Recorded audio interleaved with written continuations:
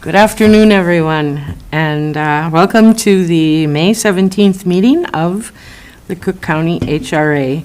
We had just a few minutes delay in getting started, so I hope we haven't frustrated anyone out there in television land, but we're grateful if you're with us today. So that was calling the meeting to order, all of that. And the first thing on our agenda is to approve the agenda. There are a couple of adjustments to make. One is to add a closed personnel session at the end. And the other one is right after the approval of the minutes. That's when we'll hold the public hearing about the project in Tofty. And under number 4, other business director's report, other topics as needed, a discussion about the Taconite Harbor Steering Committee. Did I get them all? I think so, Chair. The only thing that, there were a couple of other minor things Oh, okay. that weren't on the main agenda going on. Okay. So, but just a couple other minor topics under the other topics is needed to All right. address. And you'll guide us through that Certainly. because it's during your report. Okay, excellent. I move approval of the agenda as amended. All right, thank you, Bill. I'll second that. All right, any further discussion? All those in favor? Aye. All right, the agenda is approved. Then we'll move on to approving the minutes of the April meeting. I move approval of the minutes of the April meeting. Commissioner Gabler, thank you. I'll second that. All right. Any further discussion? All those in favor? Aye. All right, motion carries.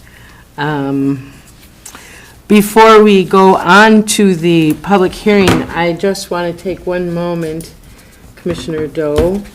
Your colleagues here at the table have composed this letter to thank you for the great, thoughtful article that you submitted to the Cook County News Herald a couple of months you. ago. It took us a long time to get everybody's signature on the page. I'll bet. And this is in real ink, too. I'm impressed. It's, Big county. it's frameable. I think I will. Thank you. That's very thoughtful. Very kind. Thank you. Thank you for your great work on that. Thanks. All right, we now are going to open the public hearing regarding the consideration of the sale of property to Temperance Trail Development LLC.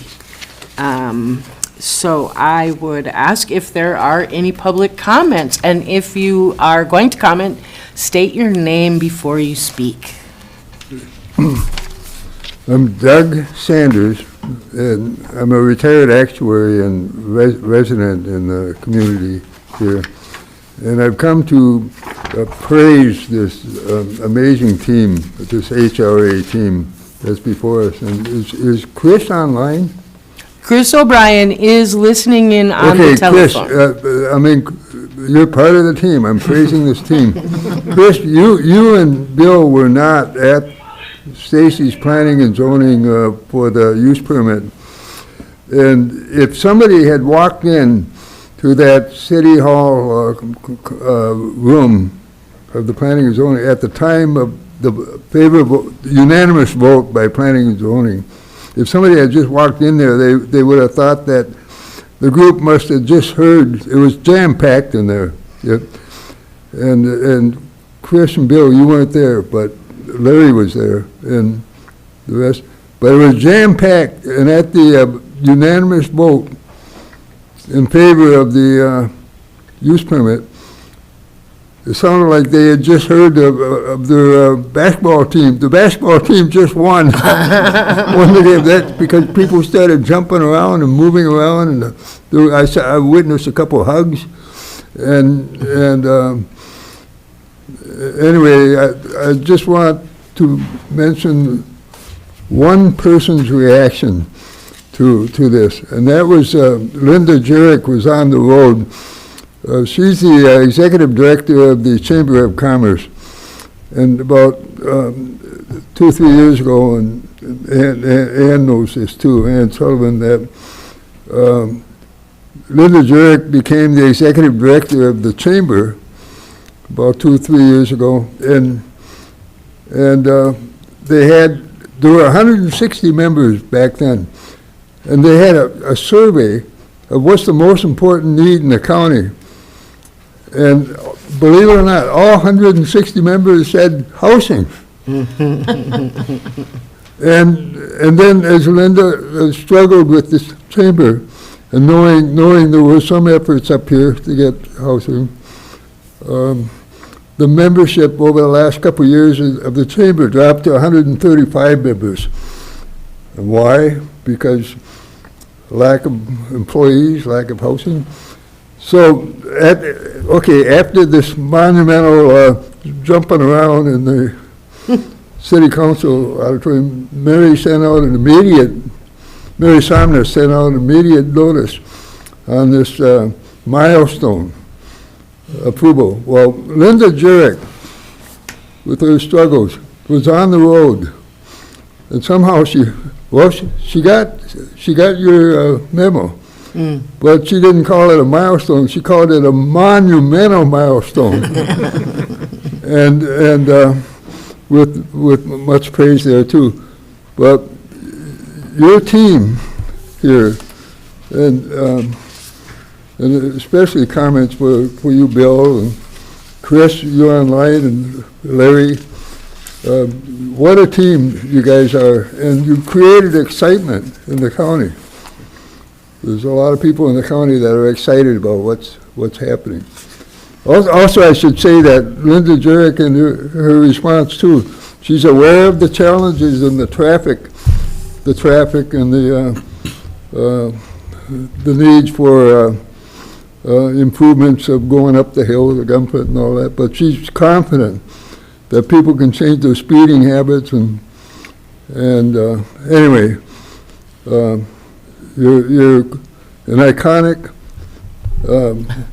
wonderful team that's come about, something that's happened now, as Mary has pointed out, in the last, 20, 30 years of trying to, things, you got the momentum. Thank you, team. Thank you, Mr. Sanders. It's very kind words, much appreciated. Commissioner Gabler. I just note that Doug Sanders is one of the reasons we're all here.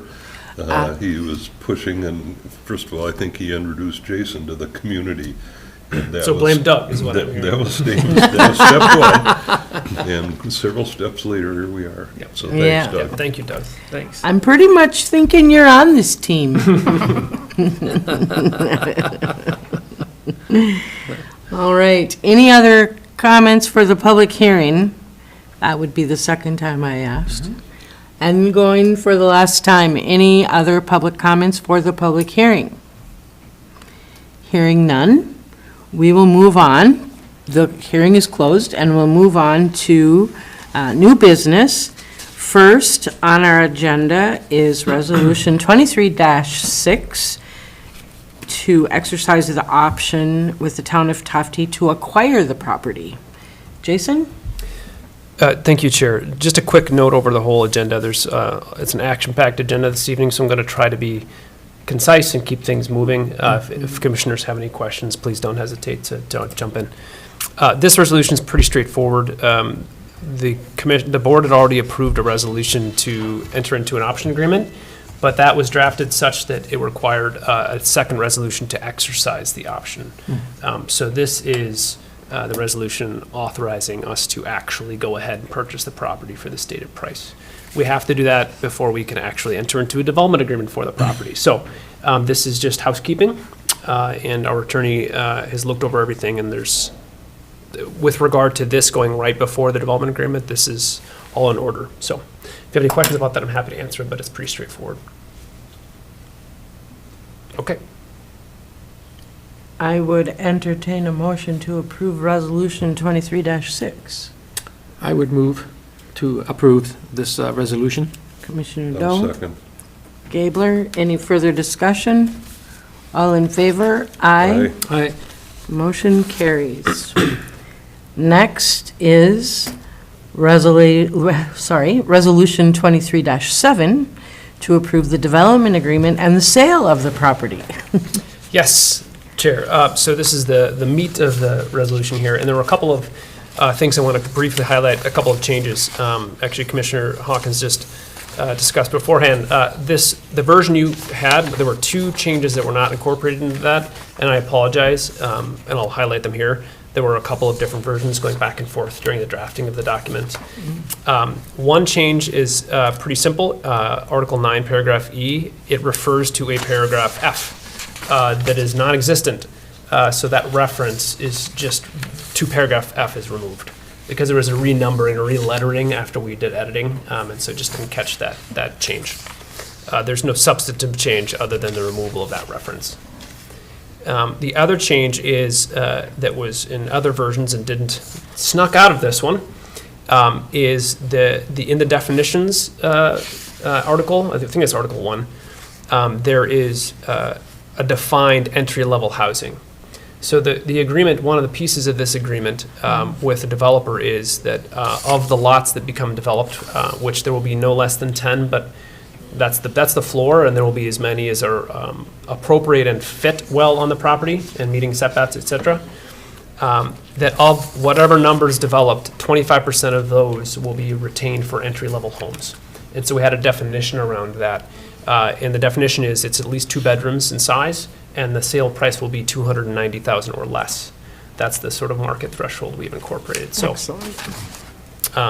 apologies again for the mix-up with the versions. This became a long agenda, and there were multiple versions of every document. But any questions about that? I guess maybe I'll step back and just say, for overarching context, the resolution, we've been working on this for a while. The board is aware of this property above the Birch Grove Community Center. The developer is actually here tonight. If you have any questions for Peter, you'd be happy to entertain them. In the packet, there is the site plan as proposed presently. As we learn more, that may evolve. I'm sure it will evolve. We're still waiting on the wetland delineation. That's the end of the month. We should be getting that. And we're waiting on setbacks with septic, et cetera, once we figure out the wetland delineation. So all of that's to say that is the site plan as of today. There will be changes when we get more information from the site itself. But the HRA is passing this property along at cost. We're as we just passed this resolution, a $40,000 cost. We're charging that plus a $500 land fee to the developer. And in exchange for that, they're building at least 10 single-family homes for sale and 25% or 3 if there's 10. We're rounding up, by the way. It's 25% rounded up. Will be entry level, which we just defined.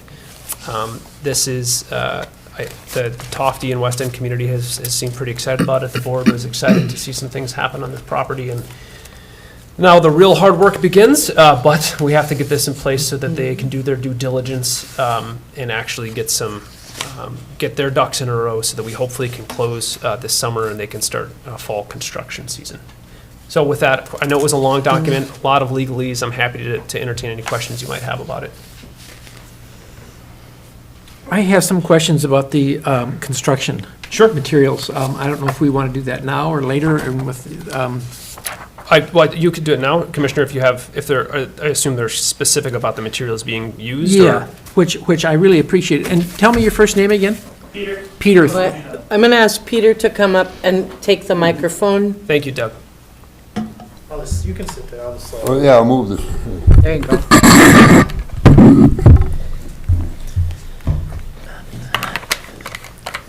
I really appreciate that you have spec'd out what you have. I'm a retired building contractor. Okay. So I understood a lot of what you're doing here, and I really appreciate that.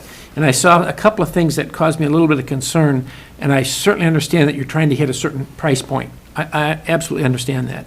But on the material that you've chosen for the roof decking, seems real light to me.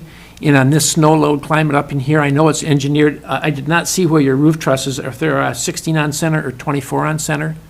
Do you know off the top of your head? So all these homes are going to be pre-modular, prefab homes moved in, set up. So Okay. they're all going to be engineered according to spec and code, given the climate of the area. Okay.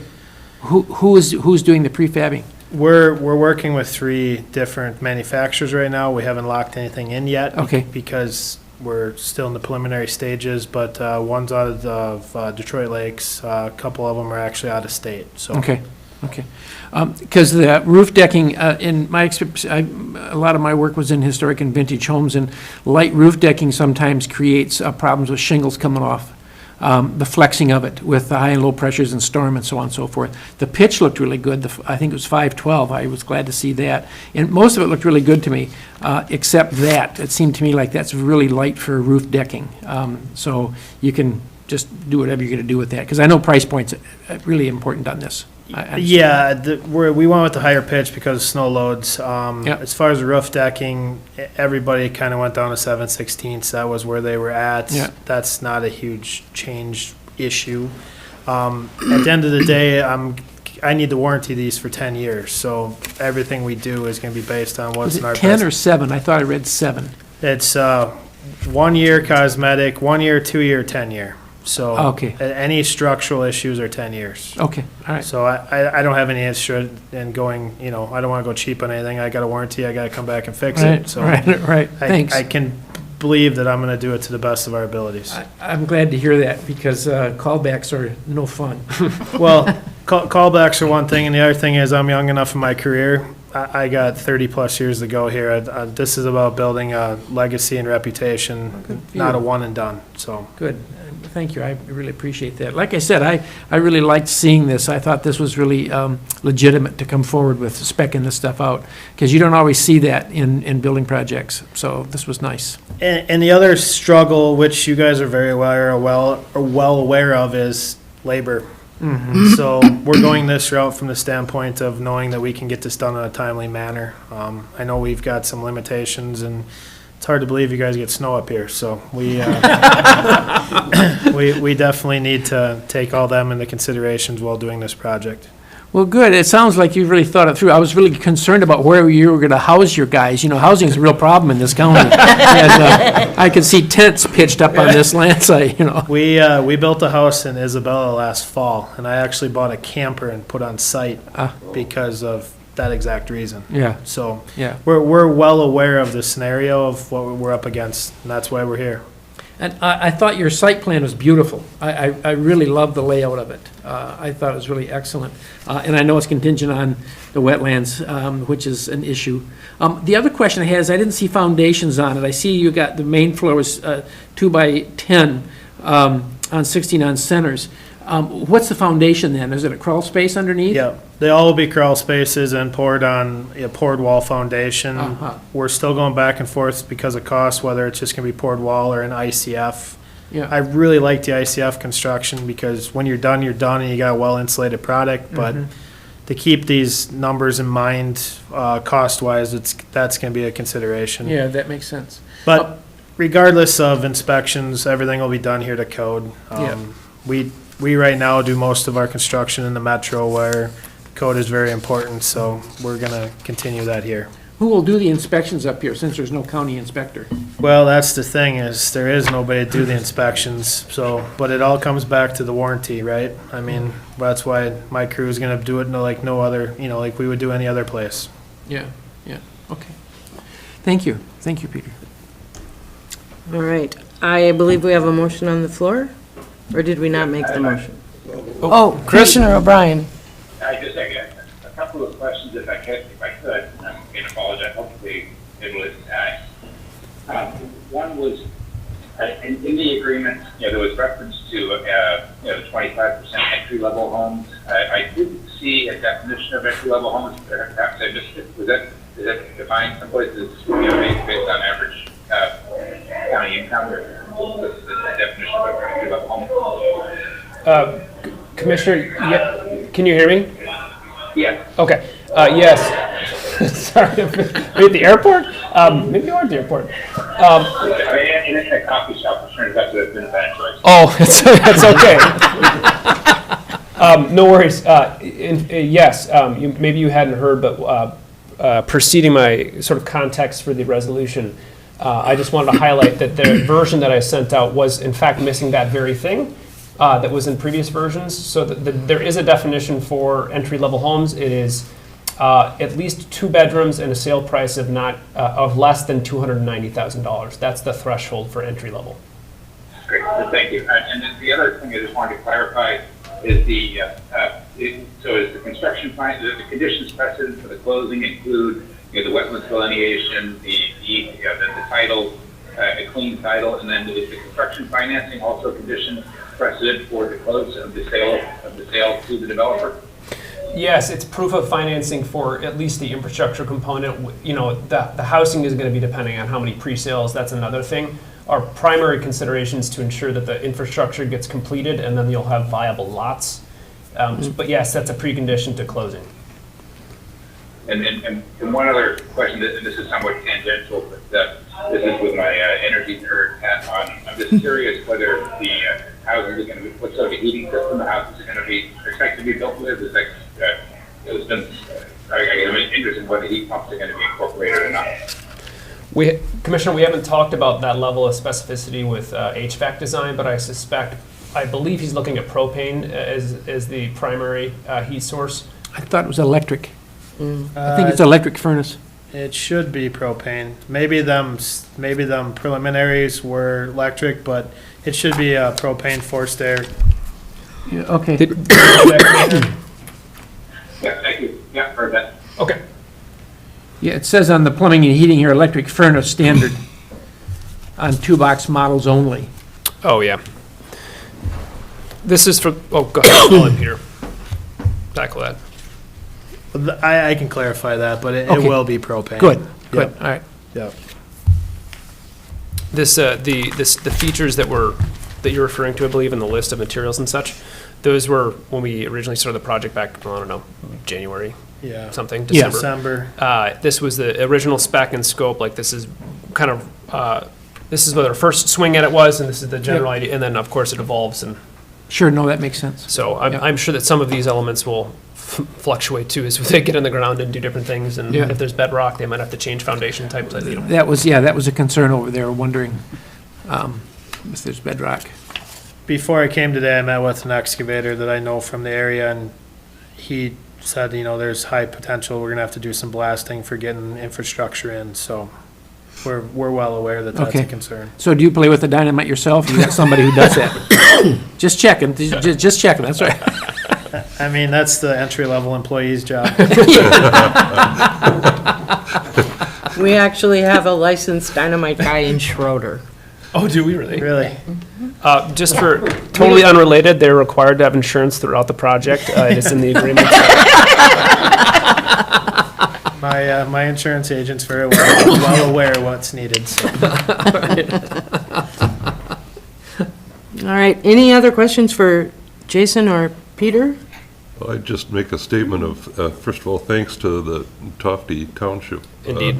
people who, I've been at the hearings there, which Commissioner Starley has also, yeah, along with Jason, and it's been a remarkable team effort of the town, and they're excited about this, is my impression. And it's nice to see this development occurring where it is and what it is. So I want to just thank the people that were involved in putting all this together, and especially at the town level. One of them might be named Somnus, actually. I think there is a Somnus offspring on the town board. But with that, I'd move approval of Resolution 23-7. All right, motion by Gabler, second by I'll second. Joe, thank you. And Commissioner Hawkins, I think, I did have a question. Yeah. I so appreciate somebody with construction being able to read this and tell me what I'm looking at, because it's foreign to me. But I'm curious about water and sewer. And should I be able to see that on this little map here? And what are we doing for water and sewer? I'll tackle that initially, and then Peter can jump in.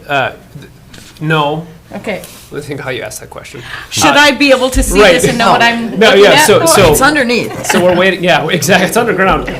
Commissioner, that's why the wetland delineation is so important, because the septic systems can't be in the middle of a wetland. So we know that they have to fit on the site. We know, and the builder's been working with the county on placement and a backup, there's actually a requirement for a redundancy location for future. So all of that is subject to where the wetlands are and where the road is actually going in, et cetera. The well is already on site. There's a drilled well on site.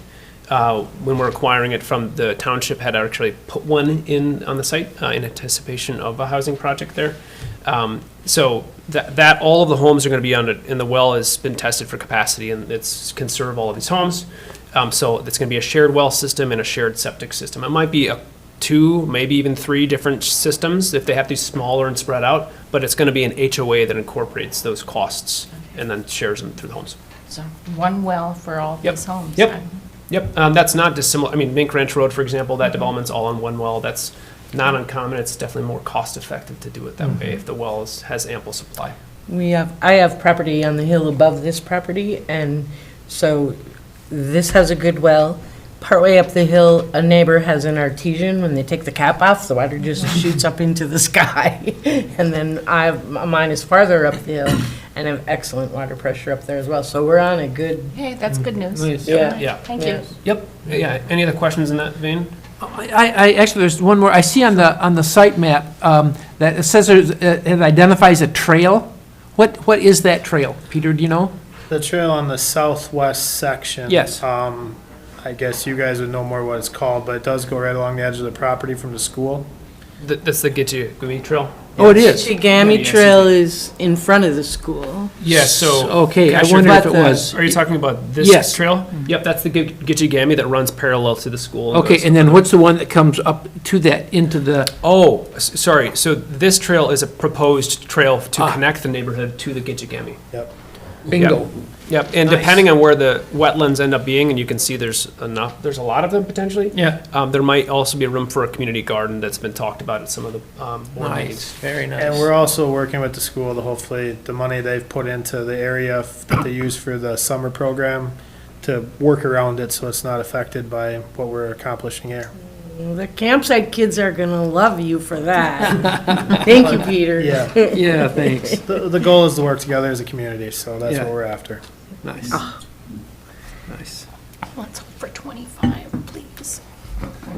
25 homes. Yeah. 25 homes? Well, Okay. it'll literally, honestly, Commissioner, we're hopeful, but it comes down to the wetlands and the scope. We're trying to, Peter and I have had many conversations about this. We're trying to find the right balance of getting enough density, but also having the feel that a lot of people want up here with a little more room and a little more privacy. And those are very difficult to marry sometimes.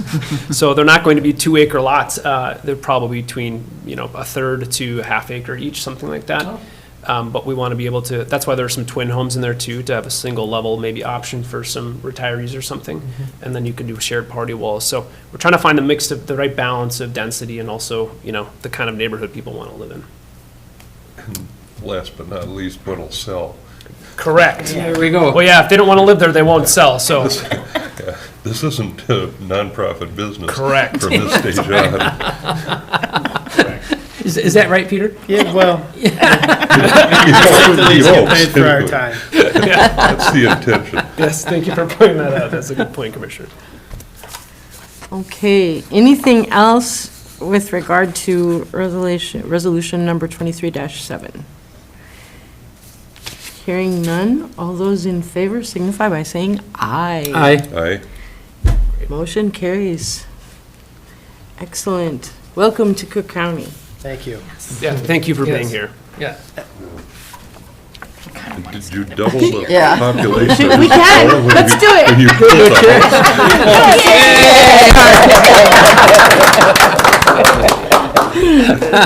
Yeah, You I have think to celebrate. we took Isabella from 6 to 12 people, so. Veritable boomtown. Thank you for all that economic development. Well, now, Peter, you just have to build it, so no pressure. That's the easy part. Once we get past the county, we're good.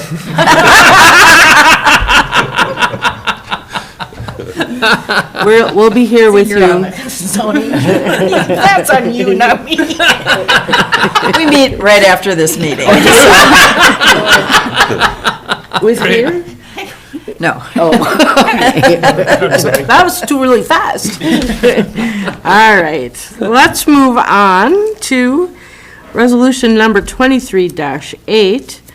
authorizing the executive director to enter in and exercise an option with Minnesota Power. Yes, again, Commissioner, thank you. This is also on the west end, so we're trying to spread out the opportunities for housing throughout the county. There's been, I've met with the Schroeder Township, our town board a couple of times, and along with Commissioner Gabler and Commissioner Storley at different times.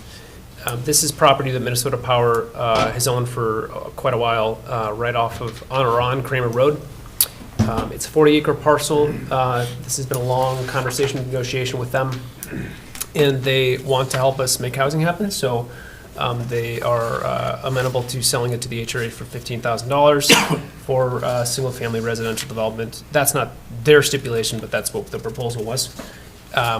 And so this resolution authorizes us to do that, and we have ARPA funding available for that, and then to spend some money on pre-development costs. Like there, you'll notice a theme as we do this: the wetland delineations and the alt surveys and soil borings. That's going to be par for the course. But it gives us the ability to do that, and then if the due diligence of those activities comes out well, then we can close on that property and then get some builders interested in building some homes. So this, you'll notice that I combined the two this time so that we don't need two different resolutions. Just make it a little more succinct and streamlined. So if the due diligence works, then we can go ahead and acquire it and have the 40 acres for whenever we're able to build housing on it. So any questions, I'm happy to entertain those as well. The option agreement is pretty straightforward that I worked with Minnesota Power on, but yeah.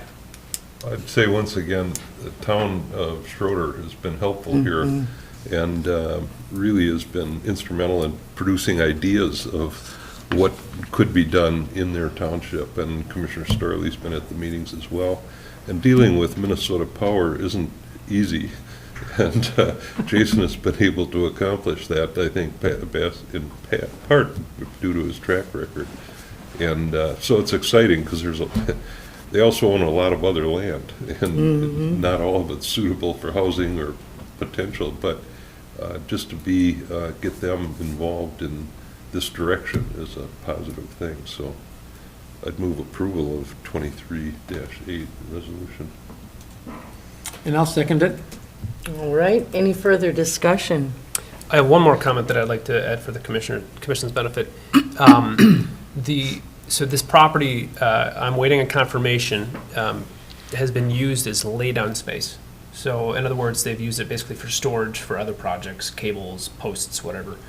That's their record, and Mr. Forsman is looking into just verifying that with their folks. And the reason that's important, just as we're talking about the other properties that Minnesota Power has, especially with in relation to Tack Harbor, is environmental due diligence. So if this is, as it appears, vacant land that's just been used as laid-on space, there's a lot less worry about that. But if there were other industrial, commercial uses, we would want to be doing phase 1 investigation. So I'm just laying that out because this is probably going to be something that we'll have to engage in the future, depending on the property. Is that going to be done before or after acquisition? It'd be before. Okay. So part of a due diligence period, we have a window in this agreement to do some of that investigating. Okay. We want to make sure we know what we're getting with our eyes wide open. So. Yeah. And HRA pays for that? Correct. It's part of Okay. the due diligence costs. Yeah. If they confirm that the history of this site has always been laid on space and it doesn't look, I've walked it with Mr. Forsman before, and the records indicate no other activity on the site. And prior to that, it was vacant land. We're in pretty good shape. But if there was any sort of commercial activity, then we'd want to do some investigation. Okay. Is this up the Kramer Road, like by the Friedenberg Creek homes? It's west of that. West of that? It's about Okay. a quarter mile or so after the pavement ends and it turns to gravel. Oh, yeah, By that's right. Flyby Fly Ash Road. Fly Ash, that's the one. Sorry, I got that mixed up. Yeah, just past that. Okay. Why do they name it Fly Ash Road? That's a great question, Commissioner. It's where Because- the ash from the the coal burning plant. The Taconite gets Harbor plant? Right. And it's called fly ash. They It's what hauled comes it up out. there? They had a disposal site? Yeah, think of it as similar to the Taconite tailing site Right. at Lex Lake. So is that a concern? It's across the street and it's about a quarter mile down. So it shouldn't be, but we're going to do some digging anyway. Okay. Maybe literal, but at least metaphorical digging to see Yeah, what the. because fly ash is a problem. Yeah, I'm not familiar with that as a contaminant. I'm sure there's a byproduct of that would be, but I don't know enough to speak about I that. think there's been a problem. They use it sometimes in paving, in road base to encapsulate it. Oh, okay. Because fly ash can be a problem. So they just cap it. Actually, they mix it as an aggregate in the Oh, okay. in the bituminum, Okay. in the road surfacing material. Yeah. Anyway, There- that's interesting to me. Was a time when the dam burst up there and it washed down the hill, and then they had to rebuild it and do it in a better way. So I believe that they've done some diligence there to Yeah. protect the Okay. environment Okay. when that happened. So now, Call the question. I am going to say, all those in favor of approving Resolution 23-8, signify by saying aye. Aye. Aye. Motion carries. Thank you, everyone, for all of that thoughtful discussion. And then we'll move on to the director's report. Yes, there are a few things. Thank you, Chair. First, just to give you an update on Sawtooth Flats, as the public, Doug Sanders was talking about earlier, the City Planning Commission approved the CUP subject to a couple of conditions. The developer and I are working together to satisfy those conditions now. We'll know more, I believe, in the next week and a half or so. A traffic consultant firm was already engaged, and they've been producing a study or a review of it. And that is now in the hands of the city engineer to take a look at. So the next steps for that, of course, we have ordered a wetland delineation, and they're just waiting for the right vegetation. Again, sorry for the broken record, this is just the way it goes up here. And then once that comes back, I have also been in contact with a wetland credit bank in Cook County. So if there's more than the de minimis amount, which is usually around 10,000 square feet of disturbance you can do for wetlands, we have a wetland option, or the developer, I should say, does. They can buy wetland credits to offset any disturbance they might have. So there's that, and then once we get all of that data back, then they can really meaningfully start digging in. Then they need to apply for a land use permit from the city, and they'll be working with the county and the city. They have the stormwater plan pretty much designed. That's one of the conditions. And then we'll see some trees cleared and shovels in the ground. So they're already working on coordinating with for lodging for their employees, because you can imagine that's a bit of a trick. Fortunately, Chair had introduced me to some options that we made contact with several months ago, who were amenable to providing, I think it was 18 to 20 rooms at a decent rate for their team. If we need to, could we borrow Peter's camper? I think we could probably work on leasing that out if he'd be amenable to that. Okay, just FYI. Yeah, keep that in mind. If We you can could build always these really find fast. another I think we'll take all options, Commissioner. All right. That's assuming he's not going to triple the population of Isabella. That's true. That's true. So that's more or less what's happening there. Any questions about that project? I only just have one thing to offer to you. When I was working at the EDA, there are some wetland credits available at Cedar Grove. And Oh, several times the EDA board wanted to sell those, but I finally, through several failed processes, learned that they can't be sold and they need to be used within the county. So we should look into that. It's not very much, but every little bit helps. I would be glad to talk with you about that more Okay. afterward. That'd be terrific. All right. Okay, next on the list is the ISD 166 property north of the Gunflint Trail. We're all familiar with it. I have been continuing to talk with the superintendent and drafted a development option agreement for them to consider. Through those conversations, I think I had told this board that previously the thought was, well, if we can get the property developed and have pad-ready sites or developable lots, that we would convey a certain number of those in exchange for the property. That was the notion. We would make it buildable and run utilities, and then they could take a couple of the lots. After more consideration, the school board thought, well, what would we do with the lots once we had them? because this school board aren't builders, they're not developers, they don't even know what they would have to engage the HRA or somebody else to help them with that anyway. So now their request is, instead of providing X% of finished lots, can we help cause 2 units of housing to be built? They'll give us the property in exchange for 2 units of housing. So I just want to update you, I'm doing some deep dive sort of number crunching and figuring out how many lots would there have to be per unit to make the numbers work. I'm doing some more looking into that, but that was their request. Because then if we could arrange that, so just hypothetically, there's a builder who's going to build 8 houses, and we have them build 2 more, and we can cover those costs with other means. We get the property on the front end, and then on the back end, they get those 2 units that they can then rent out to transferring teachers or whatever the case may be. That's their thought process. Seems to me like that's a pretty good deal for the school. I think it could be. I mean, changing, getting 2 buildable lots into 2 finished structures, that's a considerable jump. Yes, Commissioner, and that's part of the reason that I haven't said, that sounds like it will work. It's going to come down to how many lots we would have to sell at what price to be able to cover the cost of building those. So, and the unfortunate thing is we won't really know what that property can support until there's a wetland delineation done, right? So my suspicion is that I'm going to be requesting for an option to do that due diligence, and then we can negotiate the number of units that would make sense. Maybe it will be 1. If there's 10 houses, maybe it's 1 unit, or something like that. Commissioner?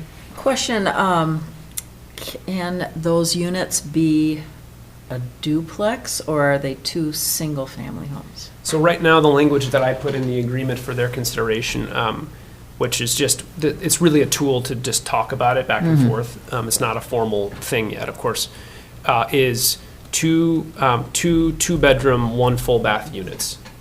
That could be a duplex, it could be a townhouse. It's not explicit about what form it needs to take. Right. Because I'd love to share that party wall, like you're saying, and it's reduce costs for sure. But again, my suspicion is unless we can get a certain density of lots available to sell, the math won't work. So I've got to figure out what that point is. Okay, Yeah. thank you. You're welcome. Any other questions about that? Still obviously much to be learned, but I want to update you. Okay, these other 2 are really quick. I will be next week, Monday through Wednesday, at the NARO Symposium. The NARO is basically the state and regional housing authority organization. And they have every year they have a spring symposium near, I think it's near Grand Rapids. I think that's where I'm going. And they get all the housing directors and staff of the state together, well, everybody who comes, and to talk about HRA-specific challenges, ideas, that sort of thing. I was encouraged by a couple of other directors that I know to go, and it's a good opportunity to network with those folks and learn some things. So I will be there. I'll still be available, phone, the usual means, but just want to let you know that I'll be there for the next 3 days next week. And then after that, I had talked with the chair. There's a lot of downed trees that I need to pay attention to at my house, so I'm going to be taking the following week off. I'll be out the week of. Doing some logging on his vacation. Yes. Sounds like a young man. I'm getting tired of looking at them, so they need to be dealt with. Yeah, so the following week I'll be out, but of course, please feel free to contact me if anything comes up. I still have self-service where I live and the internet. Good internet, actually. Very good internet. Okay, so other topics is needed, as I indicated before, there were a couple of things to add. One is in the subsequent materials that I had put on the dais here, there are the conflict of interest policy and then the questionnaire. Just wanted to print off copies for you to fill out, and please just either bring that to the next month meeting or drop it off at the office. I have mine scanned and saved in our files, and have to distribute that too. But I want to make sure we kind of don't lose track of that now that it was, approved for our use. There is a new board application. That is also the other piece of material in your subsequent packet there. William Hanson, I believe, applied to fill the vacant seat, and I wanted to bring that to your attention. I know that it's not in District 2, as I understand. We Thought think it was. It is. Oh, it is? Yeah. Oh, It okay, is. I must have read it wrong. Oh, well, okay, it is in District 2, great. Yep. So I just wanted to put that to the board for any consideration or discussion. I am thoroughly delighted to see this application. Bill is a longtime county resident, very actively engaged in many aspects of community leadership, and he will be a great asset to this board. I don't know do we make a recommendation, or does the county board make this decision, or I think you guys get to do it. Yeah. we do? It's in your bylaws. Okay, I just don't remember. I- Thank you Yep. for, Oh, well, I've been known to be wrong before. Really? Stacy said we could. Put that in the minutes. My recollection of we appointed the first one, but and then we do the subsequent. Correct. That's why I'm Yeah. asking. That's what I'm Okay, remembering. All right, then. Well, I'd move approval of William Hanson as a commissioner of the HRA, and to Commissioner Hawkins, I'd say, my dad used to say, I've been wrong before, once in 47 and then again in 52. So it's okay to be wrong. Twice. Yeah. But anyway, he is truly an excellent candidate. and, Truly. Yeah, as someone who took advantage of his family's business on Suckville Lake, canoed into the Boundary Waters several times there, I got to know the Hansons, at least the quality of what they do, and I know Bill's track record since then, so. Yeah. So we have a motion? We have a Yep. motion. I'll second that motion. All right. And I will tell you that back in the 80s, when I worked for the Lutz and Tufty Tourism Association, Bill Hansen was the president of the board. And every once in a while, he likes to tell people that he taught me everything I know. So. Well, he did good. I'm okay with it.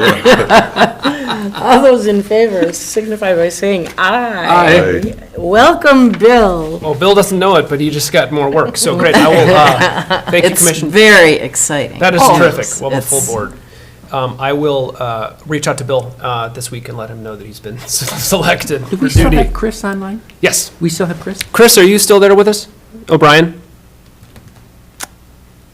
I don't I am, it's, I get off and do that, that's wonderful, and I know Bill quite well, and I think he's a great addition to the board. Yeah. Okay, terrific. Thank you. And just for clarification, he's able to participate in discussion, but not voting. Right, okay, so, okay, thank you for that. Okay. Okay, moving right along. The third thing is the request to move the June meeting. So in anticipation of the Sawtooth Flats going forward, I was talking with the developer, it would be ideal to not wait till the 21st of June, which I believe is our next scheduled meeting. And if we could move the June meeting to the Tuesday, the 6th, if folks are available, that would be ideal. We should have the wetland information back, and we should have the approval or review from the city for those conditions, and we should be able to continue. I am. Okay? I believe I am. I know I'm not going to be available for the next meeting if it was the one we've got planned for Okay. June. So this would work better. I Better know for that, you. yeah. Okay. So that's the Tuesday, the 6th? Correct. Okay, yeah, that works. Okay, is 3 PM agreeable for folks? Mm-hmm. Chris? And that works for me, also, that's fine. Okay. And we'll need to just check with the availability of this room. The room. Yep, that's on my list, Commissioner. I'm happy to do that. I'll reach out to Jana and see, and if it's not here, we may have to move it to the ITV room, but I'll make sure we have a room available somewhere. Okay, thank you for that. Excellent.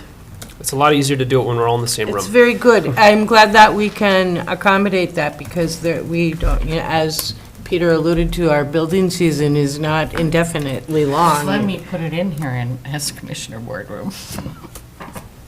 Oh, All right. did you reserve it? Well, Well, I didn't hit the button yeah. yet, but it's letting, But it's it letting will me. tell you if it's available. Oh, okay, great. Yeah. So as of right now, it is. Okay, As of I'll- right I'll now. contact It them looks tomorrow. like it. Whoops, I just hit it 3 All times. right. Thank you. Excellent. Jana is on vacation right now, so you Oh. probably won't hear back till Monday. You know That's what? okay. Well, nobody else will be able to book it then either, right? I just did So- it. Did you? Did you Let book it me first? check with Jana on Monday, though. I'll email her. Make sure yes, I I'll did it email right, her but anyway. I just said She it. did it. Thank you, Commissioner. Magic ways over there. Okay, so the last thing under the other items is the TAC Harbor conversation that the chair brought up. Just really quick, the context is when merging was a conversation and it looked like it could happen. some folks led by Mayor Benson convened to talk about Tack Harbor. And With Minnesota Power. correct, yep, to talk about visioning as a community and trying to get some more cohesion around that effort. Now that from the state, it sounds like there's a little more movement as funding has become available, especially for coal plant decommissioning, et cetera. So there's some different funding streams that are here now. Nevertheless, I was asked to be a part of that because I've worked on similar redevelopment projects in Duluth and because potentially I would have been an emerged EDA director. Well, now I'm not, and that's not going to happen. So they have requested, the EDA yesterday asked if I would still be willing to be involved in some capacity. And I told them I can't answer that. I need to ask my board. So I'm asking the board. And just for a little coloring here, this sort of smacks of a traditional EDA sort of project or endeavor. But I will say that there's one caveat to that I'd put on. In my experience, it's not a bad thing to have a seat at the table when talking about this much property. And if we want to help shape what housing could look like on the site, it's probably better to be at least a part of the conversation than to come after things have been decided. So I can see both sides. While I don't want to dedicate a ton of time to this personally, because it's very early and this is a multi-year project or effort, my personal opinion is it wouldn't be bad to at least be aware of and somewhat involved with a conversation so that we have a pulse on how it's being shaped. And statutorily, one of the things that HRAs do is redevelopment of blighted properties, and this is one of those things. So, get a different director in for the EDA, that can change, and maybe they just take this and run, and great, we can just be kind of ready to jump in when they're ready. But they're having a meeting at Minnesota Power, per my recommendation, in a couple of weeks, going down to Duluth to talk to them about this. And get in the room with the decision makers and see what the ideas are. So I wanted to put that in front of the board and let you decide what we should or should not do. So they're decommissioning the power plant, and then there's some adjacent property where they used to have staff housing or something like that. Is that correct? They own I don't think there's staff housing. There's a decent. There used to be. There used to be Yeah, there's a bunch of 35 homes. So it's Yeah, an actual there's a bunch of town. old infrastructure in there. It was single-family owned. People bought those houses and owned them. It Uh-huh. wasn't owned by the mining company. Uh-huh. But that's part of the land that you're talking about. The property, the Tack Harbor's already been decommissioned, so they're talking Right. about basically demolishing the structure and what does it look like to actually remove scrape the site. So there's that property, which I think that particular piece it's really, the lines are very interesting from a surveying perspective. If you look at the GIS, it's all over the place. But I think they have a couple of 100 acres in that vicinity. So it's more about, from my perspective, it's more about like, hey, given all of that property, Minnesota Power wants to get rid of their holding in that area if they're not going to use it. And there are probably, subject to environmental reviews, some opportunities for housing in that property. Okay. Well, I'd encourage you to continue, Jason, myself. As vested as I am in housing, I've also worked for housing and redevelopment authorities, and there are urban renewal powers that this agency has that are significant, actually, if needed. And, that wasn't our primary thrust, but I think as an ancillary to the EDA, might put some of those things to use. And in any event, we should just be tracking that. You're the person. And I would add that the EDA has the Port Authority, and the reason it has the Port Authority is because of Taconite Harbor. The lawmakers who created the statute that created the EDA were very intentional about that. So there's plenty of authorities and opportunities for the entities to work together. I believe that this discussion with Minnesota Power is very early on in the process, and there's a part of me that thinks that Jason shouldn't participate right now because it is so preliminary. It could be years. The first meeting that they're going to have with Minnesota Power is just to gain some understanding of what that timeline might look like. So I would like to suggest that we withhold from Jason's participation in that first meeting, although I know from people who were at the one meeting that he did go to his input was very valuable, and they're really hoping that he can participate. But I'm afraid that with the decision to not merge, that we have to kind of be careful that we stay in our own lanes. And so I'm hesitant to have Jason continue in the same way at this time. And how does the EDA feel about it? Well, the EDA, so what was discussed yesterday at the EDA meeting is that a steering committee should be created, and I believe Commissioner Storley, Bruce Martinson from the township, Tracy, Mayor Benson, somebody else at the EDA. Commissioner Mills was interested, and they were going to determine if more than one commissioner should or could participate. Commissioner Mills would represent EDA, not the county. So,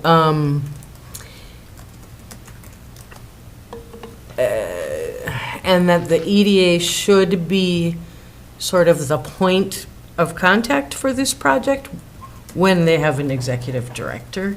But in the meantime, I think Mayor Benson is just taking it initially to organize this first meeting with Minnesota Power and then see what happens down the road. So,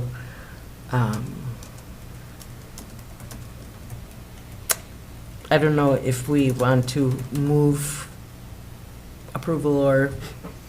Let me ask you a question here. So who from the EDA asked you to participate? Did I hear you correctly on that, that someone asked you? Correct, Commissioner. It was kind of it was more of an informal It's like conversation. It was the board, Okay.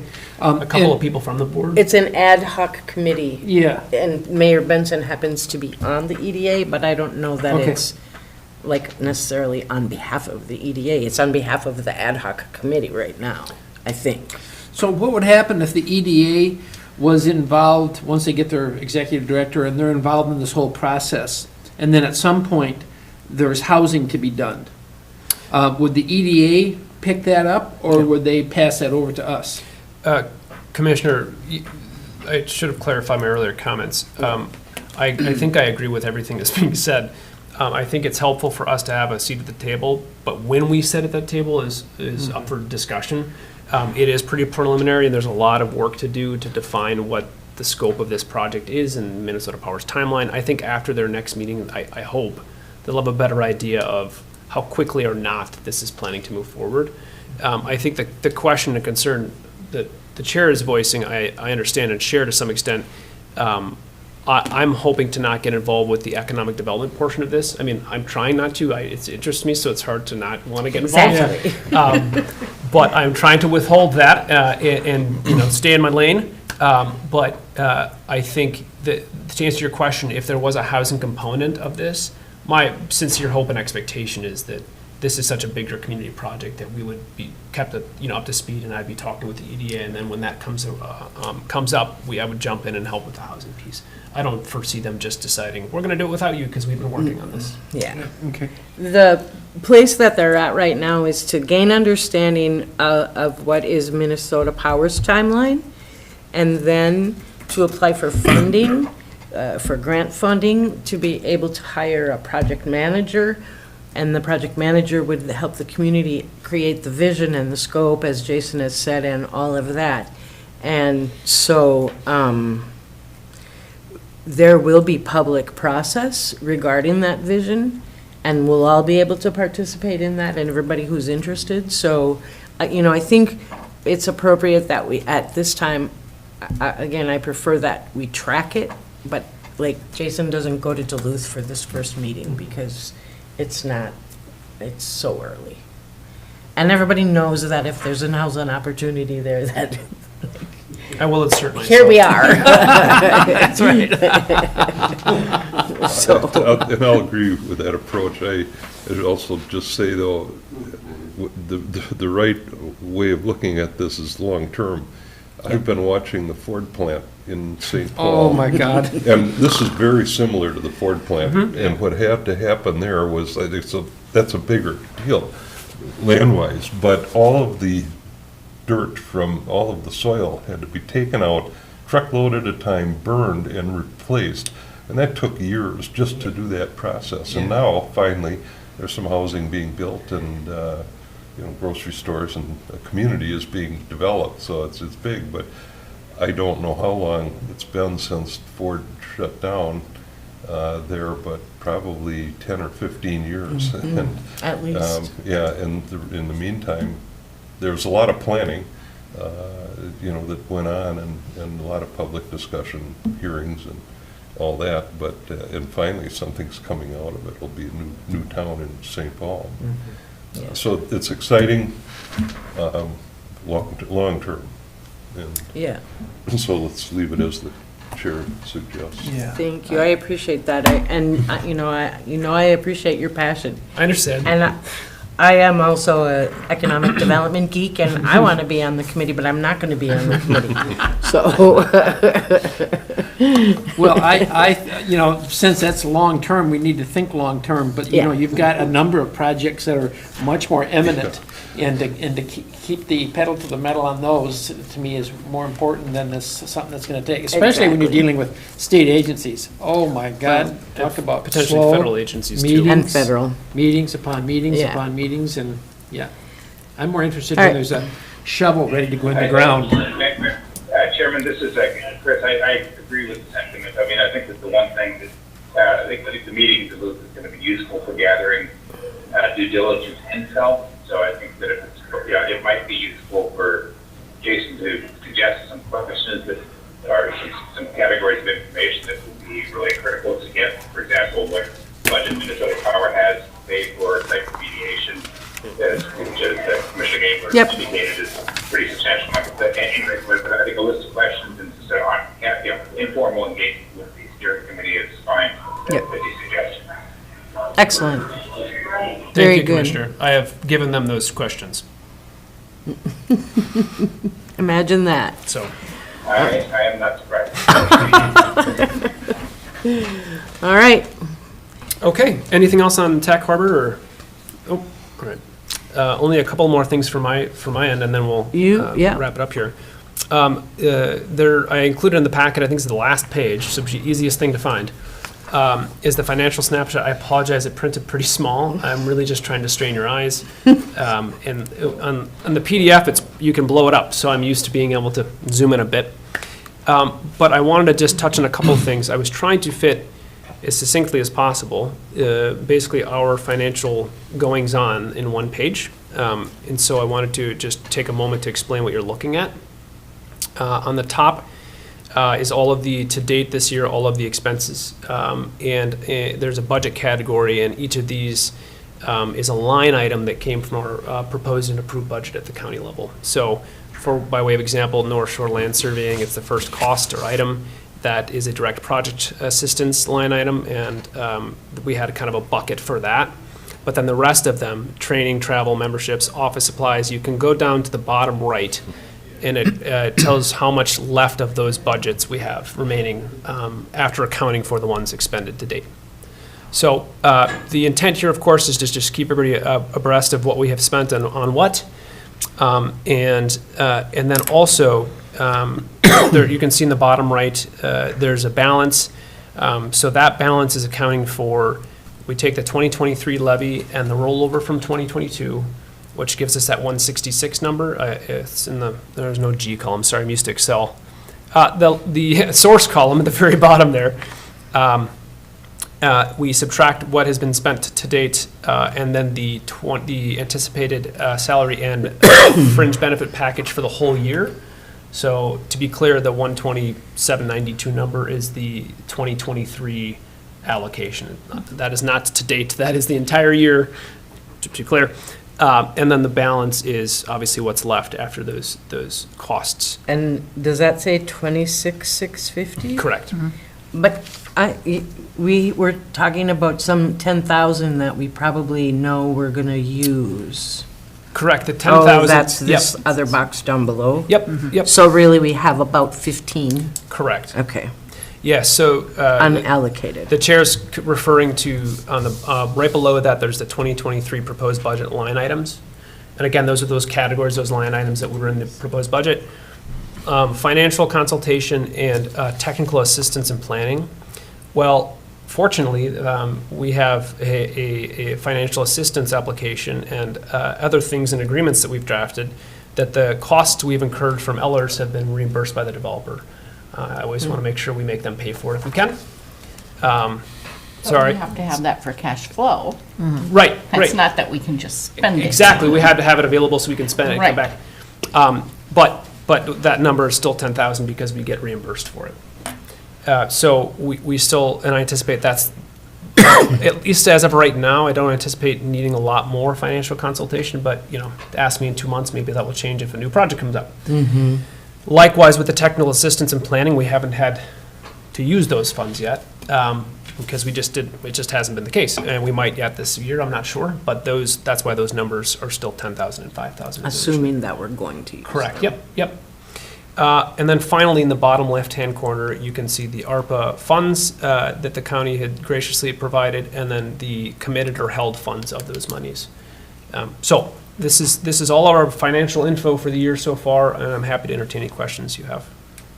So I have less of a question than what this points out to me is the need for real financial statements prepared by a real accounting. Yes. On a real accounting basis.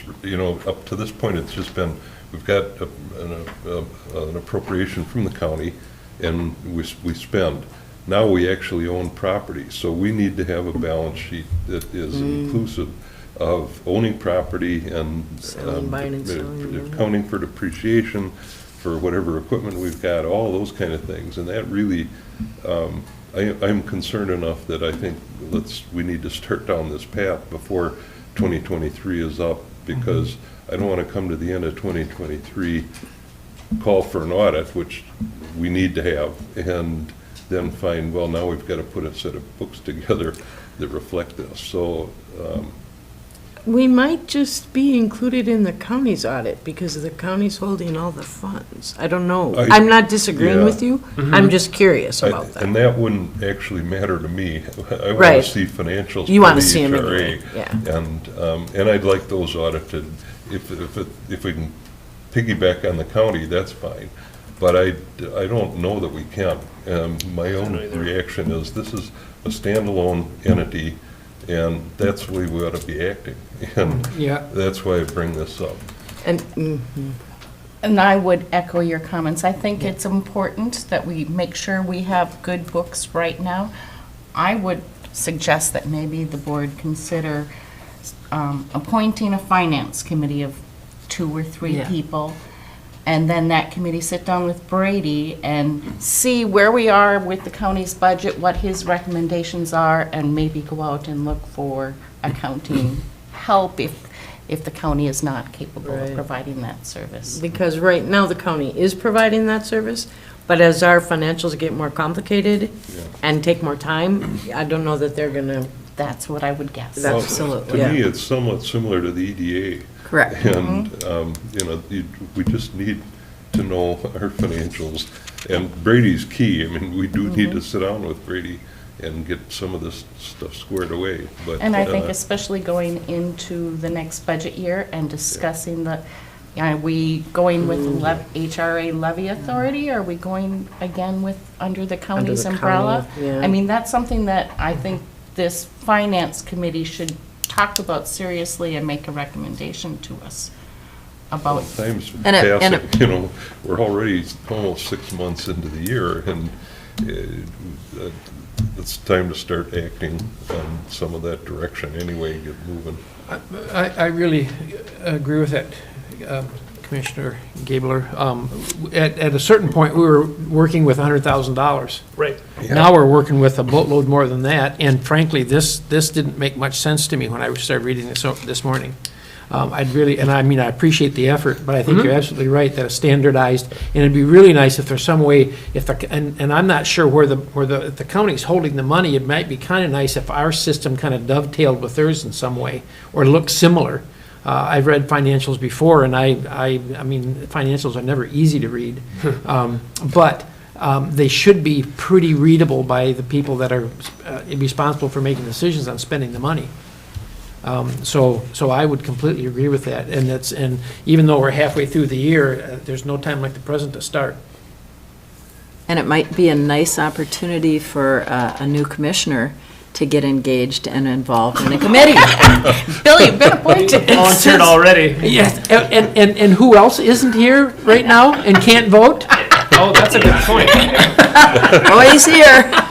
He just piped up. Yeah, no, I think I share the sentiment. I think that, my thoughts in the near term, I think that sitting down with Brady and understanding how, it's just working out what the format of a standalone set of financials under the county would look like in the near term is important. But my thought as well is if Jason goes to the Nauru meeting, that would be a good opportunity to brainstorm with other, to come back with some intel on what HRAs and other counties are doing in the way of financial reporting. Maybe he can provide us some more information on what those financial statements look like for HRAs and other parts of the and other parts of the state. I'd be interested to see that.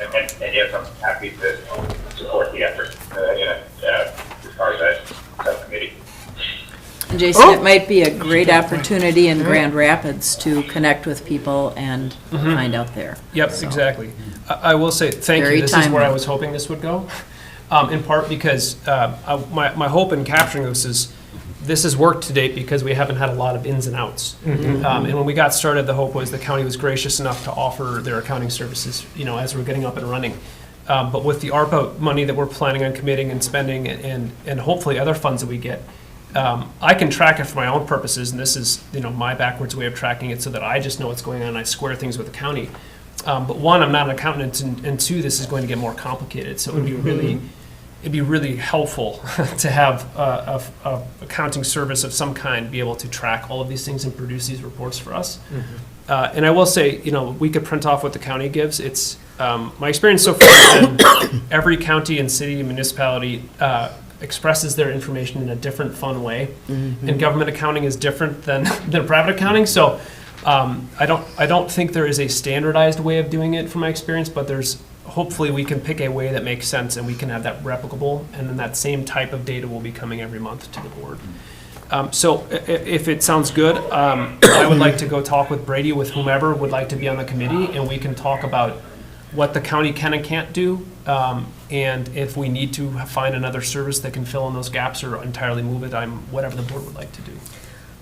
I heard Commissioner O'Brien raise his hand. Yes, Mr. O'Brien. I'd be willing to sit on that meeting with Brady. Okay. I've got enough other intersections here and I can pretty well assure you it's going to be subject to GASB accounting, Government Accounting Standards Board. It's completely different from if you're used to a private business, and FASB, I can tell you it's way different, but it's really a great time to start. Yeah. Agreed. All right then.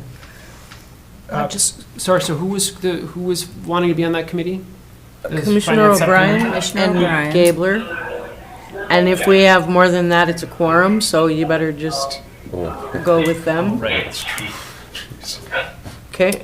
complicated. Yeah. Commissioner Hopkins? I just have one point of clarification. I'm Sure. looking at Yep. your spreadsheet here, and third from the bottom, the Freiberger invoices to date, you've got it labeled under financial consultation, and I'm wondering if that really is legal counsel. Oh, yes, I apologize. Okay, Yep. so Thank I you for just catching wanted- that. No, you're right. I mean, the numbers I did your numbers in my own spreadsheet, because I hope they add up. and they did, but Oh, good. except for legal counsel, why am I off? Yeah, Oh, it's off that's because I why. gave the wrong label for it. Thank you for Right, catching so that. I'll That was adjust the only that. thing I wanted to point out. Thank you. That has been corrected. Very good. All right, so Commissioners Gabler and O'Brien and Jason will meet with Brady to discover what the future could look like. And Jason will come back from the NARO conference with some best practices from his peers. And we'll take it up again in June. Great, yeah, I'll add it to the agenda in June. I can tell you, from working at the Duluth HRA, they just have staff. There's accounting staff, and they also subcontract some of those things out. So Part of it's just a function of size and scope. Yeah. It all comes down to resources. The smaller entities that I've worked with or know of, they contract those services out, just like the Yeah. EDA does. So, but I'll confirm that if there's any special way of doing it at NARO, I will try to get that information. Actually, Jason, that Duluth is probably fine. If you could just send a link to their financial statements just for getting up the learning curve, that'd be helpful. If I can find them.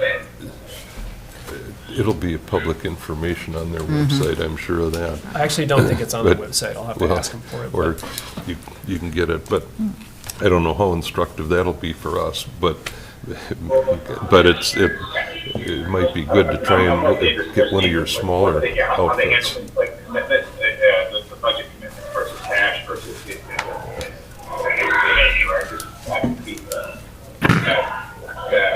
interested to see how they report. Commissioner O'Brien, I'll reach out to a colleague or two there and see if I can't get just a couple examples and send it your way. Thank you. I would hope that, this may be stating the obvious, but that each project could be pulled out very easily to chart each project in a way that, because a lot of these projects are going to go over multiple years, and on down the road, 5 years after completion, something may pop up over that too. So to be able to retrieve all the financials per project would be really important, I think.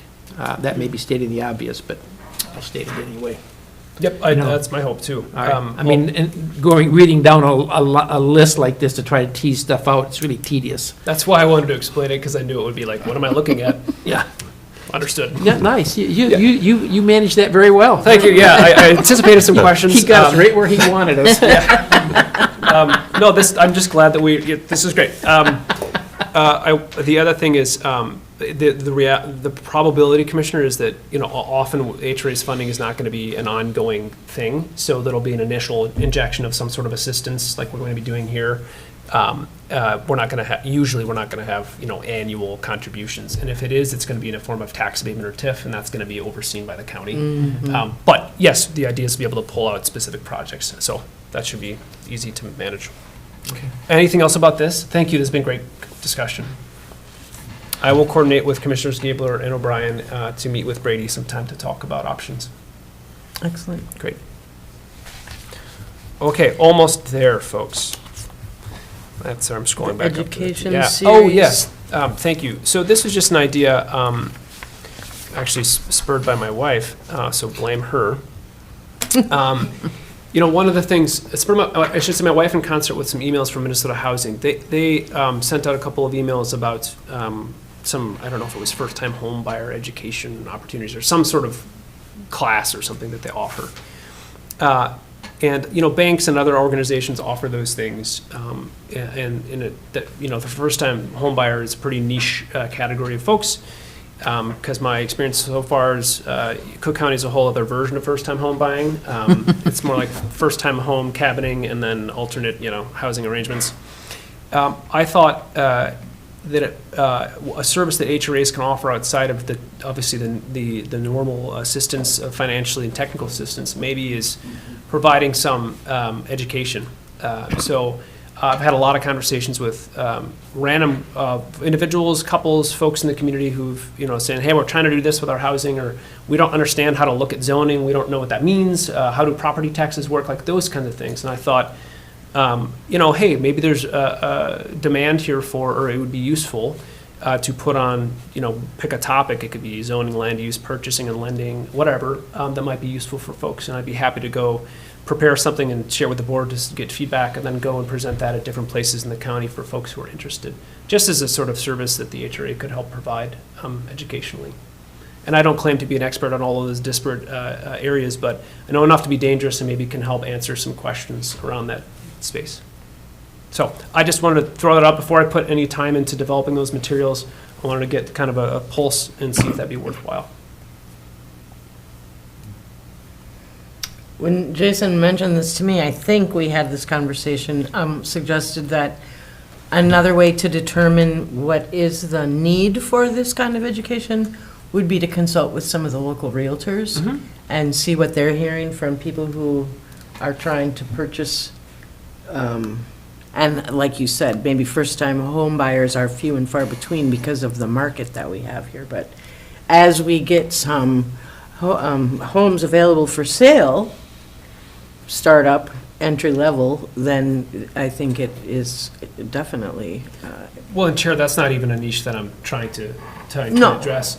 I've just gotten a lot of questions around how to read comprehensive plans Yeah. and what is it, like, what are some requirements when I'm thinking about building a house or making an accessory unit or, those kinds of things that there isn't, the public education system doesn't really teach those things. And you can take a finance course and they don't necessarily teach you how property taxes work and homesteading and like local legislation and laws.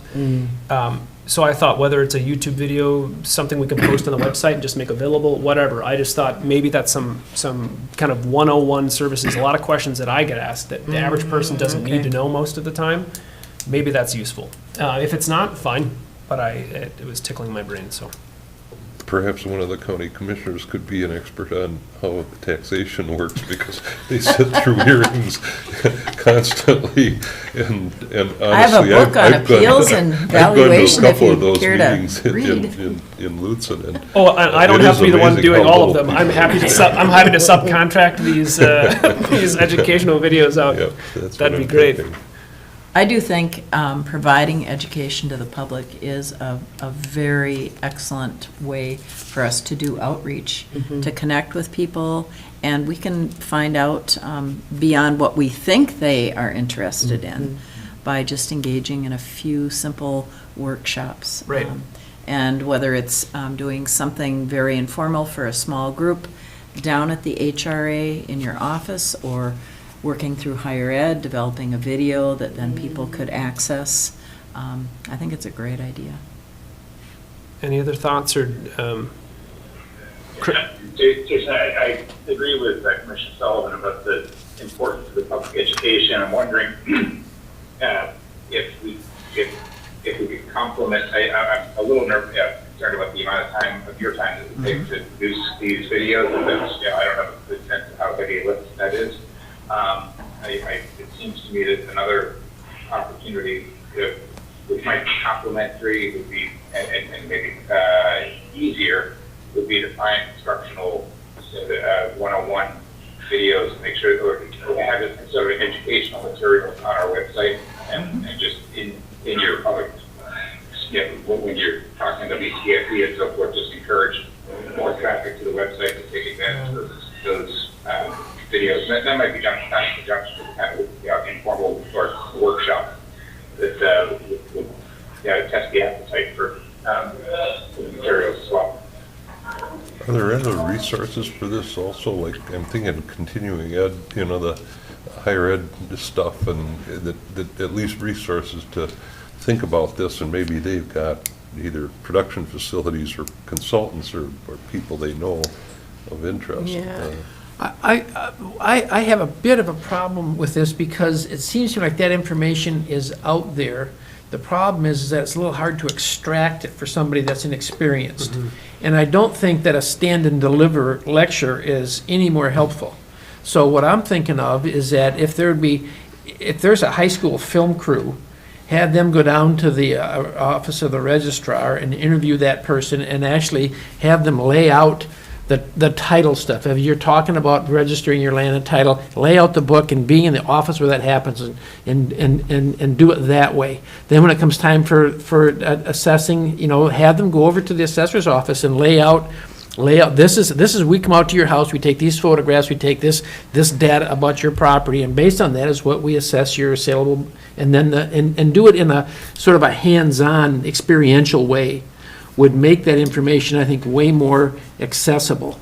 To have a sit-down, to meet at a coffee shop or a small gathering and go over verbally that stuff without any examples, I think is not very helpful, because that's already out there. If you want to read about how the tax base works, you can read about it.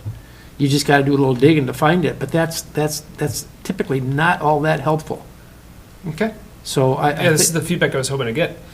Maybe just developing, before we go anywhere with anything, developing a list of topics. Yeah. And then, like we were discussing valuation, well, our assessor has something on our website that explains that, so it's directing a person to that. So it's like, what are the topics? Are there things in existence we can direct people to already, or what new things can we do? What time is your meeting? What? 5. 5 o'clock? Okay, Yeah. we will be done by 5. Well, maybe if the board is open to it, again, this is sort of a harebrained idea, but maybe what I'll do is I'll put together just a really quick example of some options or something, and then we can discuss it, like whether it's something you're talking about or, the other thing, I was just thinking, maybe the other thing I could do is put a survey on our website and just ask for people to visit, like, hey, what would you be interested in learning more about? And give a list of things, and they can just, like a one-question click, and Yeah. see where there might be general interest. Yeah. I think that the HRA is not, I guess the impetus for this is the recognition that, of course, creating and encouraging additional housing is our number one objective. And I'm not going to be spending a ton of time on this right now, I don't have time for it. But in those moments that I do, I think an advocacy role and an educational role is something that we can play in coalescing these disparate, because a lot of folks don't need to know how to do a title closing, for example. But if they want to buy a piece of property, understand what they can and can't do, that's like, I'm trying to get to the functional, practical, like real world, boots on the ground. How do I do this thing? I own this happens all the time. I own a small business. I want to put a house there. Can I do this? What do I need to know? It's kind of laying out the 101 high level. Here are the steps that no one consolidates. And all the things you should be thinking about, from insurance to getting the loan to not buying it until you know you can do what you want to do, like those types of things. Yeah. That's more the target I'm thinking about, Yeah. just because I've had a bunch of these conversations ad hoc already. I think that's a good point. There's a piece of property that's for sale up beyond Hoveland, and it says it's currently landlocked, but an easement can be had. Well, that's a real estate person saying that. That doesn't necessarily mean the property owner who you try to put an easement through is going to let you do Can you that. get the easement, right? Yeah, That's all. so I think that's what you're talking about, is how to be prepared to get what you want and make sure you're going to be able to see your dream on this piece. Well, and I just So, had a meeting, I'm sorry, in the interest of time. Sure, okay. This is a great discussion, and we Sorry. can continue it, but we have some All right, important yes, agenda thank you. items Thank you. and very little time. Thank you, Chair. Is that all right? Yep, I'll continue to develop this idea and come back to the board. Just want to caution the director on using the term harebrained if this idea originally came from his wife. I don't think she's listening, fortunately. Well, so- hopefully, I hope not. it's going to cost you $5 to keep me quiet. Okay. I'll pay you afterward. Thank you. That is all. That is enough. Commissioner, or Chair, I'll turn over to you for commissioner items. Excellent director's report. Thank you, Jason. So we have 3 things to talk about here. And then if we have to leave this room for our closed session, we can go somewhere else. And the other people can have this who are scheduled at 5. Okay, so let's try to do this by 5 o'clock. The employment contract and cost of living adjustment. When we did the performance evaluation last month, we discussed we all agreed that we wanted to make an adjustment, a cost of living adjustment for Jason at this time. I spoke with Brady in the auditor's office, and he explained to me that if it was allowed in the employment agreement, then we could go forward with that, which caused us to recognize that we had never signed an employment agreement. So we wrote one, and we've executed it, and we've emailed it to all of you. And it does allow for the cost of living adjustment for 2023. So I believe we had some discussion about this. My suggestion for our discussion here is the 2023 cost of living adjustment is 8.7%. On the base salary of $80,000, that it would be a total of $8,600. I think that's the right number. It's, sure. or 8,400? No, I think it's 7. Yeah, 7? it's closer. I got 6960. So, oh, That okay, sounds right. so we'll call it 8,700, just to talk in round numbers. It's 8.7% of 80,000. And as we just saw in going through the financials, We do have $15,000 uncommitted in this year's levy funds available to us. So, I don't know if, can I make motions? I think I can. I will make that motion and ask for a second, and then we can have discussion. So, is there a second to approve a 8.7% cost of living retroactive to January 1st? I'll Second. Go ahead. Doesn't matter. Okay. Then, Sorry, Amy. I just, Discussion? a comment would be, that's consistent with Social Security raise this year, and maybe That's that's where it came from. where I got it from. And, so there's a standard that we can use there. Oh, one other thing, Chair, that I wanted to point out is that this budget with the balance that's shown accounts for the COLA already. Oh, you've already, because I told you that we were going to have this conversation. Okay, so Oh, there's you're so still sorry. 15 Okay. after the Just COLA to- adjustment. Yeah, exactly. Okay. Very good. And who moved? I apologize. I moved, You moved. Okay, thank you. and then they Doe, both I think- seconded. I think you gave it to Commissioner Doe. All right, I'll second You that. get the Thank you. Discussion? No? All those in favor signify by saying aye. Aye. All right, motion carries. Thank you very much. Then, another thing that has come up since the merger did not go forward, I was waiting to say this to Jason because if he was going to be leading the merged organization, he might be required to spend more time here doing both of those things. But since that didn't happen, I offered to him for consideration. I don't believe that there's anything written, any rule anywhere that requires the HRA to have an office in Grand Marais. Jason has shared with me, and I know from my experience working in the past, not very many people just drop in there. It doesn't happen. So I offered one food for thought is, well, what if we looked for an office in the West End? Because then we still would have a presence in the county, but the commute would be reduced by half. This is all, to me, it's a reasonable accommodation based on the challenges that we have with housing in Cook County. And then as I thought about it further, it's like, well, what do we need an office in the West End for? If we don't need one in Grand Marais, why do we need one in Schroeder or Tofty? So we know there are locations all around the county. People have already offered us the use of space for Jason to have meetings with people, whatever size the meetings are. We would continue to have our board meetings here. Jason would continue to clump his appointments in Grand Marais so that he can come however many days a week that he would need to come. But for the most part, providing approval that he should be able to work remotely from home, where he said earlier he has great telephone and internet connections, and does that some of the time right now anyway. So I offer that to the board for discussion. Well, one thought might be with the merger not going through with the EDA, could we still work with the ADA and use their office if Jason has a need in Grand Marais?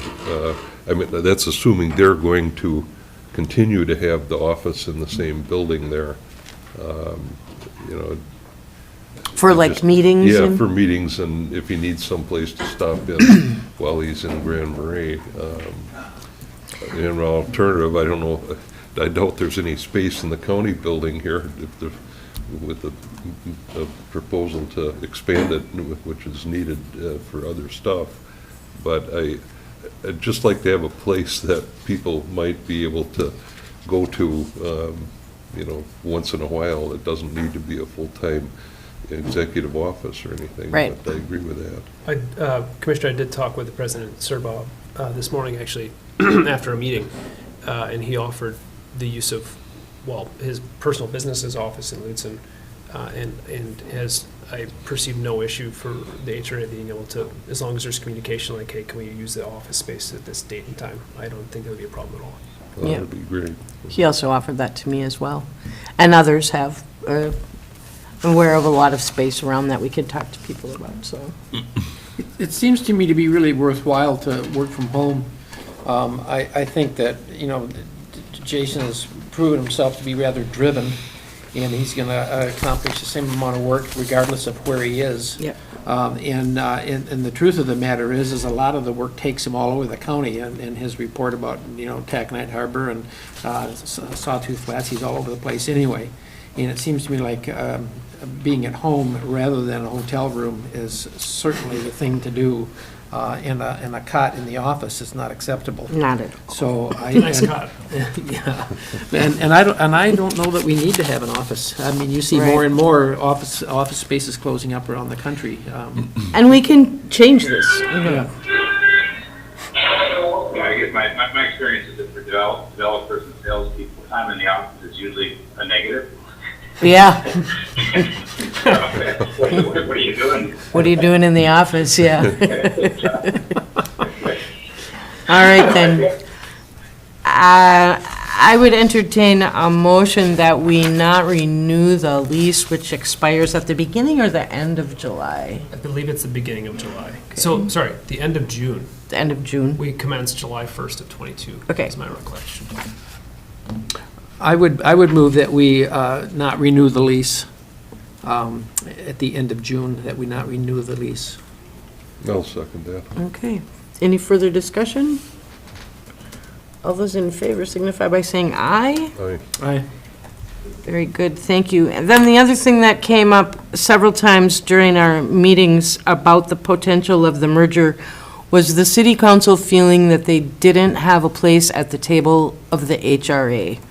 And so I am recommending to the board that we approve an invitation to the city council to appoint an ex officio member and an alternate to the HRA, just as the county has here with us. Excellent idea. I think it's a great idea, yeah. Okay, a motion is probably in order to extend that invitation. Commissioner Gabler? I'd rather not. I have some issues with that, only that we are a creature of the county, not the county and the city. The EDA is True. both. We are not. And Ah. I'd like to maintain that distinction. I don't have any real problem with a ex officio attendee and for input. I mean, and gosh, they've been so cooperative and team, that I want to encourage the communication, but I'd like to keep the relationship at least clearer, because the EDA is different, there's no question. But the HRA has got its own start and support, and so I'm not necessarily objecting to the motion, but I just want to make sure that it's clear Yep, that this does not include, it's a non-voting. joint, yeah. Yep, no. Oversight kind And of. what would happen then if the townships express the same concern? They're not at the table. I mean, I think your Well, point. that's think why your I point go is to the really- township meetings in the West End, at least twice a year, is to make sure that they're updated. Uh-huh. But, the city's a little different, and I acknowledge that, but so I'm not objecting to it. I'd rather just not make the motion. I'll move then. I'll make the motion that we accept, Okay, that we send out an invite to the city council. and I'll second it. Any further discussion? Chris O'Brien, anything? I think it's a good idea. Okay. All right, all those in favor signify by saying aye. Aye. Aye. All right, very good, thank you. And now we must adjourn and make the space available, so, that, okay? I move adjournment. I'll second. All those in favor? Aye. Aye. All right. Thank you to to those who are coming after us for your patience. To listen down there. If I get in your way and cut you up, you let me know. I forget sometimes that you see too. Okay, Not a problem. and then. And I cannot go because I'm in this You have to next stay meeting. here. I have to stay. And Wise counsel. Jason will be leaving, but Bill and Lawrence stay for the closed Yep, session? yep. And Commissioner Hopkins, are you going to stay? Okay, Yep. I'm going to kick myself out. you're out of here. And I'm going to just stay for another meeting because And you're gonna I